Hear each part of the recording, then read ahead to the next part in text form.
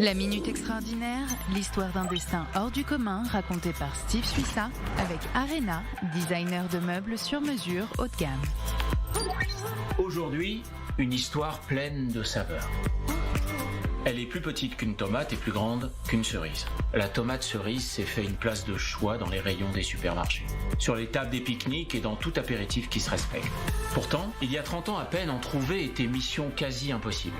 Ce n'est qu'au début des années 90 que ce fruit se démocratise grâce à l'ingéniosité et la créativité de deux chercheurs israéliens, Nahum Kedar et Chaim Rabinovich. Son histoire part d'une demande peu commune. La marque britannique, Marks & Spencer, rêve de commercialiser des tomates miniatures dans ses magasins. Or, celles qui existent à l'état sauvage et que l'on trouve principalement en Amérique du Sud sont rares et fragiles et puis surtout, elles manquent de goût. Pour réaliser ce projet un peu fou, la firme s'adresse à deux ingénieurs de la faculté d'agriculture de Rehovot, qui sont par ailleurs des spécialistes de la tomate. Ils ont pour mission d'imaginer des croisements génétiques pour créer un nouveau spécimen qui puisse à la fois être conservé plus longtemps, rester ferme, mais aussi ravir les papilles. Nahum Kedar et Chaim Rabinovich créent alors un hybride entre différentes variétés de tomates, combinant les qualités des unes et des autres. Le résultat est à la hauteur des attentes et tomate cerise sur le gâteau, elle est tellement sucrée qu'elle se déguste comme un bonbon.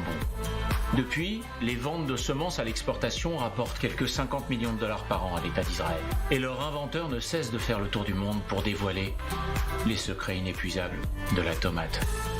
C'était la Minute Extraordinaire, racontée par Steve Suissa avec Arena, designer de meubles sur mesure haut de gamme.